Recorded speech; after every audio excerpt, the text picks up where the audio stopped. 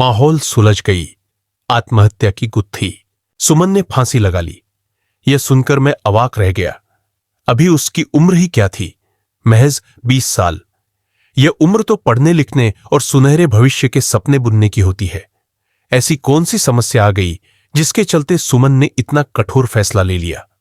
घर के सभी सदस्य जहां इसको लेकर तरह तरह की अटकलें लगाने लगे, वहीं मैं कुछ पल के लिए अतीत के पन्नों में उलझ गया। सुमन मेरी चचेरी बहन थी। सुमन के पिता यानी मेरे चाचा कलराज कचहरी में पेशकार थे। जाहिर है रुपए पैसों की उनके पास कोई कमी नहीं थी। ललिता चाची चाचा की दूसरी पत्नी थी।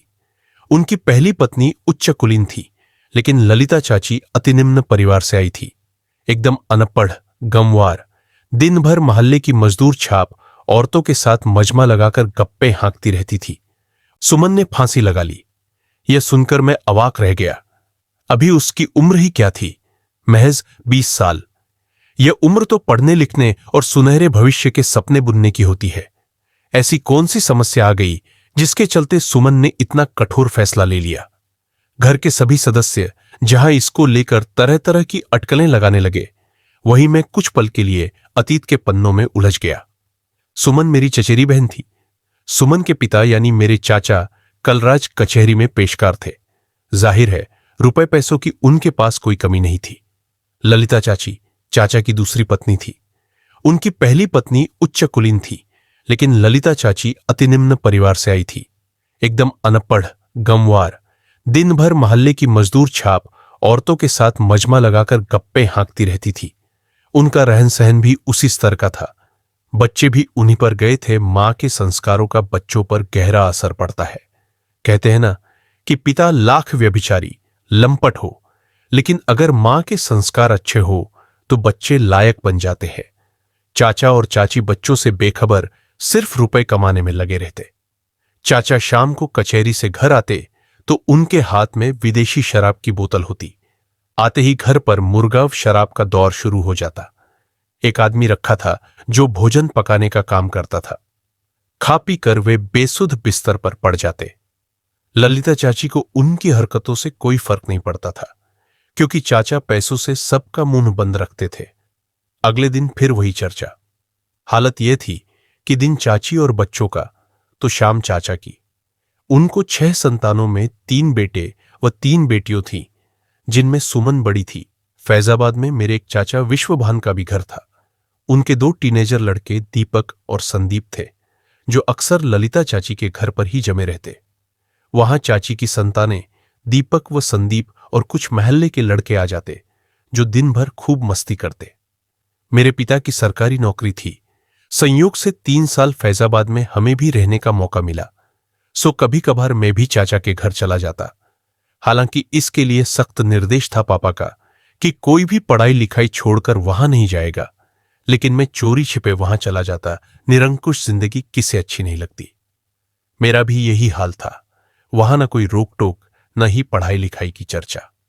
बस दिन भर ताश, लूडो, कैरम या फिर पतंगबाजी करना। यह सिलसिला कई साल चला। फिर एकाएक क्या हुआ जो सुमन ने खुदकुशी कर ली। मैं तो खैर पापा के तबादले के कारण लखनऊ आ गया, इसलिए कुछ अनुमान लगाना मेरे लिए संभव नहीं था।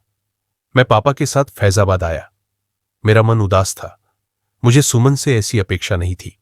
वो एक चंचल और हंसमुख लड़की थी। उसका यूं चले जाना मुझे अखर गया। सुमन एक ऐसा अनबूझा सवाल छोड़ गई जो मेरे मन को बेचैन किए हुए था कि आखिर ऐसी कौन सी विपदा आ गई थी जिसके कारण सुमन ने इतना बड़ा फैसला ले लिया। जान देना कोई आसान काम नहीं होता। सुमन का चेहरा देखना मुझे नसीब नहीं हुआ। सिर्फ लाश को कफन में लिपटा देखा। मेरी आंखें भर आईं। शव यात्रा में मैं भी पापा के साथ गया। लाश श्मशान घाट पर जलाने के लिए रखी गई। तभी विश्वभान चाचा आए। उन्हें देखते ही कलराज चाचा आपे से बाहर हो गए खबरदार, जो दोबारा यहां आने की हिम्मत की। हमारा तुम्हारा रिश्ता खत्म। कुछ लोगों ने चाचा को संभाला, वरना लगा जैसे वे विश्वभान चाचा को खा जाएंगे। ऐसा उन्होंने क्यों किया, वहां उपस्थित लोगों को समझ नहीं आया। हो सकता है पट्टेदारी का झगड़ा हो। जमीन जायदाद को लेकर भाई भतीजों में खुन्नस आम बात है, मगर ऐसे दुख के वक्त लोग गुस्सा भूल जाते हैं। यहां भी चाचा ने गुस्सा निकाला तो मुझे उनकी हरकतें नागवार गुजरी। कम से कम इस वक्त तो वे अपनी जबान बंद रखते। गम के मौके पर विश्वभान चाचा खानदान का ख्याल करके मातम पुरसी के लिए आए थे। पापा को भी कल रात चाचा की हरकतें अनुचित लगीं। चूंकि वे उम्र में बड़े थे, इसलिए पापा भी खुलकर कुछ कह न सके। विश्वभान चाचा उलटे पांव लौट गए। पापा ने उन्हें रोकना चाहा, मगर वे रुके नहीं। दाह संस्कार के बाद घर में जब कुछ शांति हुई तो पापा ने सुमन का जिक्र किया। सुनकर कल रात चाचा कुछ देर के लिए कहीं खो गए। जब बाहर निकले तो उनकी आंखों के दोनों कोर भीगे हुए थे। बेटी का गम हर बाप को होता है। एकाएक वे उभरे तो बमक पड़े। सब इस कलमुही का दोष है। चाची की तरफ इशारा करते हुए बोले। यह सुनकर चाची का सुबकना और तेज हो गया। इसे कुछ नहीं आता, न घर संभाल सकती है न ही बच्चे, कल रात चाचा ने कहा। फिर किसी तरह पापा ने चाचा को शांत किया। मैं सोचने लगा, चाचा को घर और बच्चों की कब से इतनी चिंता होने लगी। अगर इतना ही था तो शुरू से ही नकेल कसी होती। जरूर कोई और बात है जो चाचा छिपा रहे थे। उन्होंने सफाई दी, पढ़ाई के लिए डांटा था। अब क्या बाप होकर इतना भी हक नहीं? ख्याल करके मातम पुरसी के लिए आए थे। पापा को भी कल रात चाचा की हरकतें अनुचित लगीं। चूंकि वे उम्र में बड़े थे, इसलिए पापा भी खुलकर कुछ कह न सके। विश्वभान चाचा उलटे पांव लौट गए। पापा ने उन्हें रोकना चाहा, मगर वे रुके नहीं। दाह संस्कार के बाद घर में जब कुछ शांति हुई तो पापा ने सुमन का जिक्र किया। सुनकर कल रात चाचा कुछ देर के लिए कहीं खो गए। जब बाहर निकले तो उनकी आंखों के दोनों कोर भीगे हुए थे। बेटी का गम हर बाप को होता है। एकाएक वे उभरे तो बमक पड़े। सब इस कलमुही का दोष है। चाची की तरफ इशारा करते हुए बोले। यह सुनकर चाची का सुबकना और तेज हो गया। इसे कुछ नहीं आता, न घर संभाल सकती है न ही बच्चे, कल रात चाचा ने कहा। फिर किसी तरह पापा ने चाचा को शांत किया। मैं सोचने लगा, चाचा को घर और बच्चों की कब से इतनी चिंता होने लगी। अगर इतना ही था तो शुरू से ही नकेल कसी होती। जरूर कोई और बात है जो चाचा छिपा रहे थे। उन्होंने सफाई दी, पढ़ाई के लिए डांटा था। अब क्या बाप होकर इतना भी हक नहीं? क्या इसी से नाराज होकर सुमन ने आत्महत्या जैसा आत्मघाती कदम उठाया? मेरा मन नहीं मान रहा था। चाचा ने बच्चों की पढ़ाई की कभी फिक्र नहीं की, क्योंकि उनके घर में पढ़ाई का माहौल ही नहीं था। स्कूल जाना सिर्फ नाम का था। बहरहाल इस घटना के 10 साल गुजर गए। इस बीच मैंने मेडिकल की पढ़ाई पूरी की और संयोग से फैजाबाद के सरकारी अस्पताल में बतौर मेडिकल ऑफिसर नियुक्त हुआ। वहीं मेरी मुलाकात डॉक्टर नलिनी से हुई। उनका नर्सिंग होम था। उन्हें देखते ही मैं पहचान गया। एक बार ललिता चाची के साथ उनके यहां गया था। चाची की तबीयत ठीक नहीं थी। एक तरह से वे ललिता चाची की फैमिली डॉक्टर थी। चाची ने ही बताया कि तुम्हारे चाचा ने इनके कचहरी से जुड़े कई मामले निपटाने में मदद की थी। तभी से परिचय हुआ। मैंने उन्हें अपना परिचय दिया। भले ही उन्हें मेरा चेहरा याद ना आया हो, मगर जब चाचा और चाची का जिक्र किया तो बोली, कहीं तुम सुमन की मां की तो बात नहीं कर रहे? हाँ हाँ, उन्हीं की बात कर रहा हूं। मैं खुश होकर बोला, उनके साथ बहुत बुरा हुआ? उनका चेहरा लटक गया। कहीं आप सुमन की तो बात नहीं कर रही? हां, उसी की बात कर रही हूं। सुमन को लेकर दोनों मेरे पास आए थे। नलिनी को कुछ नहीं भूला था। नहीं भूला तो निश्चय ही कुछ खास होगा। क्यों आए थे? जैसे ही मैंने पूछा तो उन्होंने सजग होकर बातों का रुख दूसरी तरफ मोड़ना चाहा। मैडम बताइए, आपके पास वे सुमन को क्यों लेकर आए? मैंने मनोहर की आपसे उनका रिश्ता क्या है? वे मेरे चाचा चाची हैं। सुमन मेरी चचेरी बहन थी। कुछ सोच कर डा नलिनी बोली, आप उनके बारे में क्या जानते हैं? यही कि सुमन ने पापा से डांट खाकर खुदकुशी कर ली। खबर तो मुझे भी अखबार से यही लगी। उन्होंने उसांस ली। कुछ क्षण की चुप्पी के बाद बोली, कुछ अच्छा नहीं हुआ? क्या अच्छा नहीं हुआ? मेरी उत्कंठा बढ़ती गई। अब छोड़ीने भी गड़े मुर्दे उखाड़ने से क्या फायदा? उन्होंने टाला, मैडम बात तो सही है, फिर भी मेरे लिए यह जानना बेहद जरूरी है कि आखिर सुमन ने खुदकुशी क्यों की। जानकर क्या करोगे? मैं उन हालातों को जानना चाहूंगा जिनकी वजह से सुमन ने खुदकुशी की। मैं कोई खुफिया विभाग का अधिकारी नहीं फिर भी रिश्तों की गहराई के कारण मेरा मन हमेशा सुमन को लेकर उद्विग्न रहा। आपको क्या बताया गया है? यही कि पढ़ाई के लिए चाचा ने डांटा, इसलिए उसने खुदकुशी कर ली।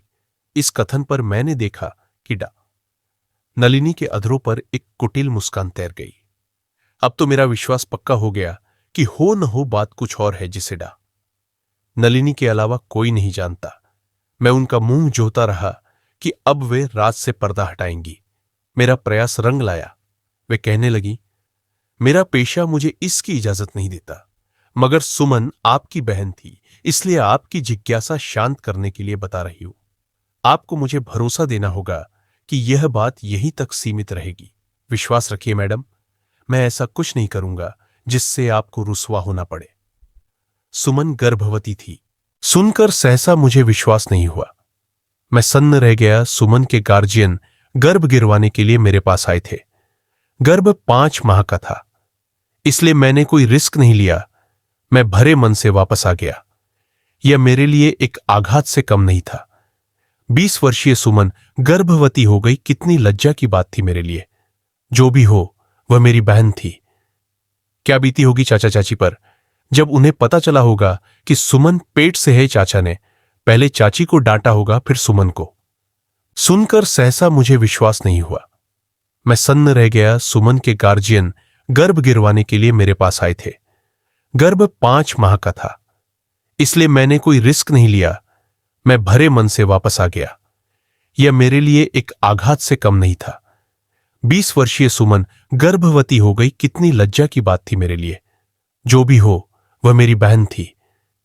क्या बीती होगी चाचा चाची पर जब उन्हें पता चला होगा कि सुमन पेट से है। चाचा ने पहले चाची को डांटा होगा, फिर सुमन को।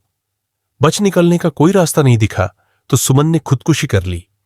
मेरे सवाल का जवाब अब भी अधूरा रहा। मैंने सोचा, नलिनी से खुदकुशी का कारण पता चल जाएगा तो मेरी जिज्ञासा खत्म हो जाएगी, मगर नहीं। यहां तो एक पेंच और जुड़ गया।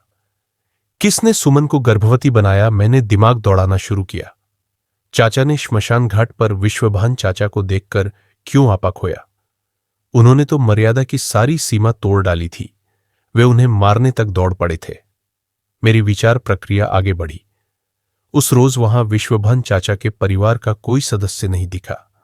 यहां तक कि दिन भर डेरा डालने वाले उनके दोनों बेटे दीपक और संदीप भी नहीं दिखे। क्या रिश्तों में सेंध लगाने वाले विश्वभान चाचा के दोनों लड़कों में से कोई एक था? मेरी जिज्ञासा का समाधान मिल चुका था